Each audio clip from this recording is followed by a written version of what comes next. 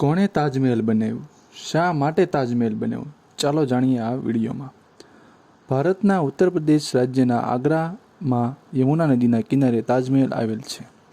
વિશ્વની 7 અજાયબીઓમાં સ્થાન ધરાવતા તાજમહેલનું નિર્માણ મુઘલ બાદશાહ શાહજહાંએ પોતાની બેગમ મુમતાઝ મહેલની યાદમાં કરાવ્યું હતું.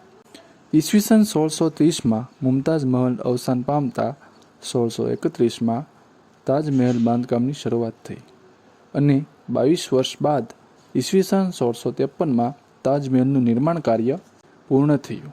શાહજહાંએ તાજમહેલમાં નિર્માણ કાર્યમાં ભારતમાં કુશળ શિલ્પીઓ ઉપરાંત ઈરાની, અરબી, તુર્કી અને યુરોપિયન શિલ્પીઓને રોક્યા હતા.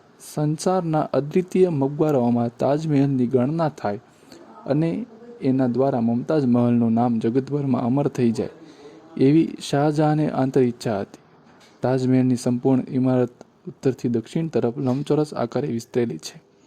તાજમહેલની મધ્યમાં મુમતાઝની કબર છે અને તેની ચારે બાજુ ખૂબ જ સુંદર અષ્ટકોણીય જાળી આવેલી છે. તેની મહોરબ પર એક ઉક્તિ લખેલ છે: સ્વર્ગના બગીચામાં પવિત્ર દિલોનું સ્વાગત છે.